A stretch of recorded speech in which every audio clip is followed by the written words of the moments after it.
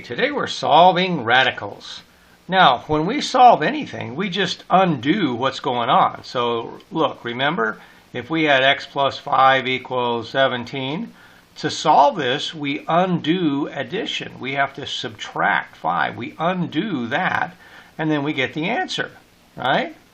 So, whenever we multiply, say I have 3x equals 18, I undo multiply. I have to divide. I undo the multiply so I can solve it and I get an answer. Well, the same thing is true whenever it's square roots. So here I have x minus 4 equals 5.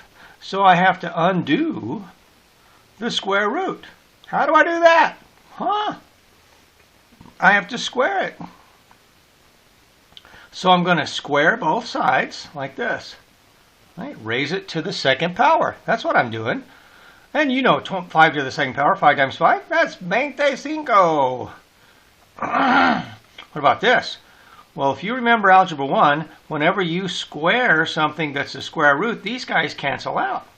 So all that's left is x minus 4. Whatever was underneath the radical is what's left. So now I can solve this problem. I just have to add 4 to both sides.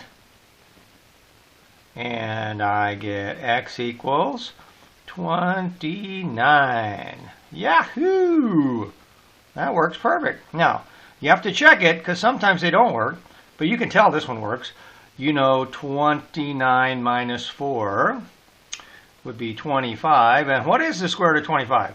Well, it's 5. And see, that was in the original problem. I put the number I found back into the original problem and check to see that it works. So you have to check these guys because anytime there's a radical, sometimes there might be an answer. You might get an answer that doesn't work.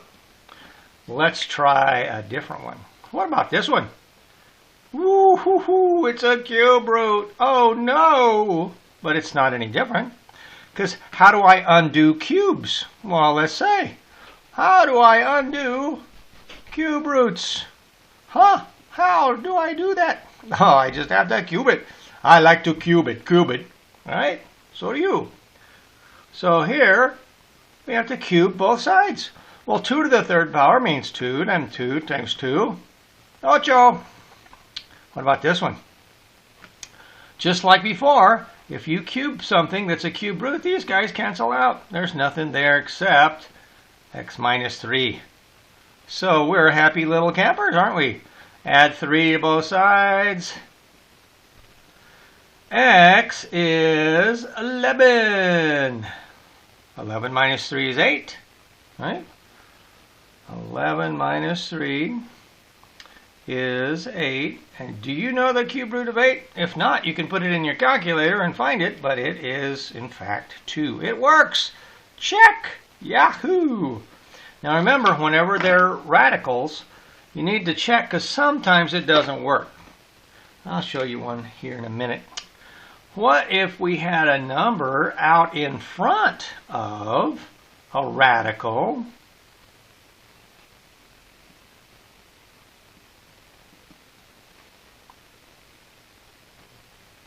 So a number out in front of a radical, I have to get the radical by itself before. I can't square both sides right now. Right? I have to get the radical by itself first. So I have to get rid of this 2. And what's holding the 2? It's multiply.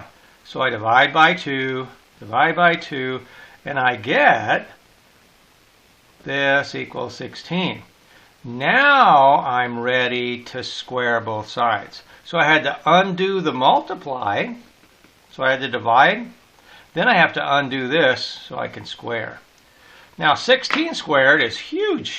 Big fella. 16 squared is 256. So this is 256 equals, over here, x plus 5. Well, I just subtract 5. 251 is my number. Ta-ding! And let's see if it works. 251 plus 5 is 256. Square root of 256 is 16. 16 times 2, 32. Hey, it works back in the original problem. You always have to check into the original problem because sometimes it doesn't work. And let's show you. Say I had x plus 6, and on this side I had x plus 4. Oh my goodness. It's a square problem. I have to take the square root, right? I mean, it's a square root problem. I have to square both sides. So I'm squaring this side and I'm squaring this side. So be careful, because I know some people do this. Oh, I know what it is. Whoops. Oh, I know what it is. It's that. And that's not it. So if you think it's that, then you're wrong. Sorry about that. You have to do FOIL. You have to do FOIL, because this little 2 means write it twice. Now you can do x times x, that's x squared. And then this would be 4x plus another 4x, right? Plus 16. And that equals this side, right? Because these guys cancel out. So remember, you're squaring this one. That means you have to write it twice, multiply it out, and then subtract the 6. This is quadratic, so you have to make it equal 0 or it doesn't work. So if I subtract the 6, I have to subtract the x. And then I'm ready to see what works. So I have to factor this guy. The numbers that multiply to be 10 would be 5 times 2. And the numbers that multiply to be x squared would be x times x. And they have to add up to be 7. Hey, we did it. So, that equals 0. Yay. What makes this one equal 0? Negative 2. Or, what makes this side equal 0? Negative 5. Right? Oops. Negative 5. So, we have to check the answers back in the original problem. So here, let me rewrite the original problem so you can see it clear. I scribbled all over it. So the original problem was this equals this. Okay? Now I put negative 2 in there. Negative 2 plus 6. Negative 2 plus 6. That'd be 4. What's the square root of 4? Well, we know that's 2. Okay, what's on this side? Negative 2 plus 4. Hey, square root of 4 is 2. It works. Bing, bing, bing, bing, bing. Hooray! We're the winner. So that one works. So I know that this is an answer. Now we have to check this one. So I put negative 5 in there. Negative 5 plus 6. That would be 1. The square root of 1, I know, is supposed to be 1, right? That's what it's supposed to be. What's over here? Negative 5 plus 4. Uh-oh. Not the same thing. Square root of 1 is 1. We got negative 1 over here. That means this one doesn't work. We always have to get a positive answer or else it doesn't work. So if it comes out to be a negative answer, like this one did, that means it doesn't work. So there's only one answer to this question. Even though you solved this and you got an extra number, you got 2 answers when you solve the quadratic. Only one of them works in the original. This guy has a special name. Extraneous solution. So the one that doesn't work has a special name. It's called extraneous. This one does not work. This one is the answer to the question. So if I gave you a question like this on the test and said, hey, how many answers does this have? You know, you look down here, oh, there's 2. No, no, no, there's only 1, because this only has 1 answer. Right? Let's do another one. Oh, how about this guy? This one looks different. 3x minus 1 minus 2x plus 4 equals 0. How about that guy? Oh, no. Well, just like before, you can't solve it unless the radical's by itself. So the radical must be by itself, like that, by itself. So that means I need to add a radical, 2x plus 4, to both sides. 2x plus 4. So I add it to both sides. Now then, when I add, this is minus, this is plus, so this guy's gone, right? So what's left on this side of the equal sign is just 3x minus 1. And now I move this guy to the other side, so over here I've got 2x plus 4. Now I'm ready to solve the problem. So what do I do to solve the problem? See, I had to first get the radical by itself. So I did that. Now I'm ready to undo the radical. So if I undo the radical, I have to square both sides. And this one's nice because this radical goes away and that radical goes away. So really what you're doing is seeing what answer makes this true. So this is just back to Algebra 1.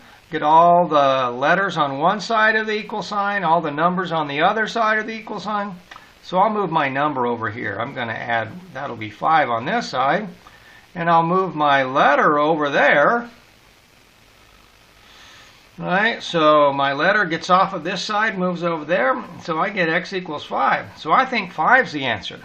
Now remember, I have to check it in the original one to see if it works. Because sometimes if it doesn't work, you'd have no answer to the question. So let me rewrite the original so you can see it. This one is 2x plus 4, right? Okay, so I put 5 in here. 5 times 15, 5 times 3 is 15, right? So this is 5 times 3, that's 15 minus 1. So that's the square root of 14, right? So this one, 15 minus 1 is the square root of 14. Okay, put 5 in here. 10, 2 times 5 is 10. 10 plus 4, hey, that's the square root of 14. 14 minus 14, yay! We know it works. Bing, bing, bing.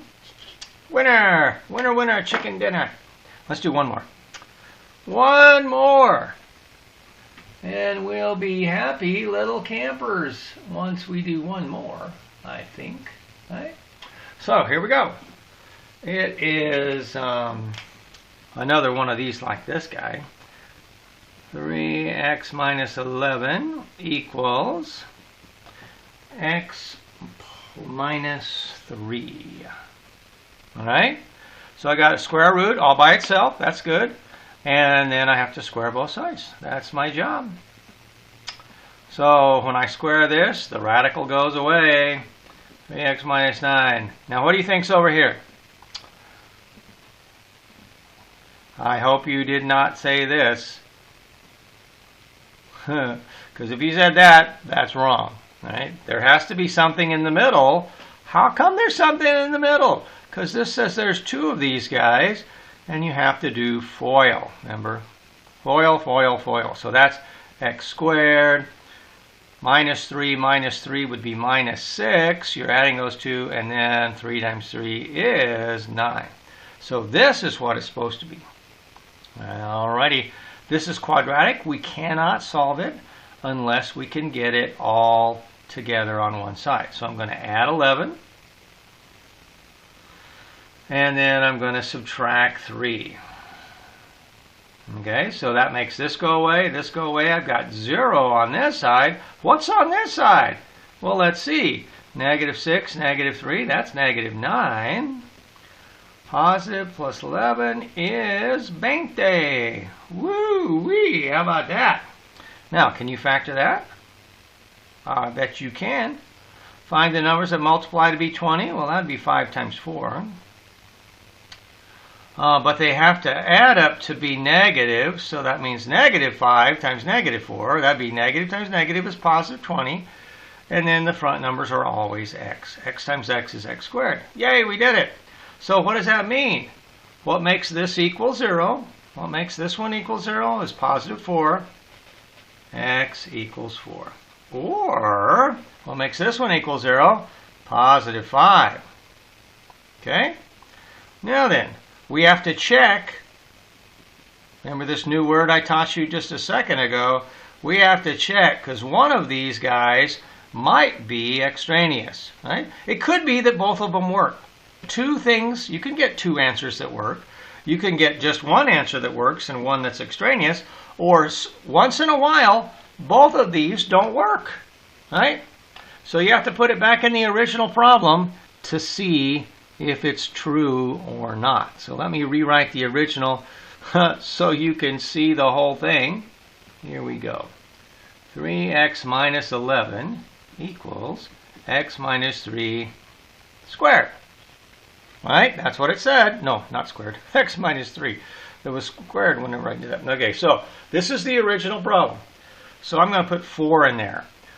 4 times 3, that would be 12. 12 minus 11. 12 minus 11 is the square root of 1. Okay, I put 4 over here. 4 minus 3 is 1. Hey, that's true. Yay!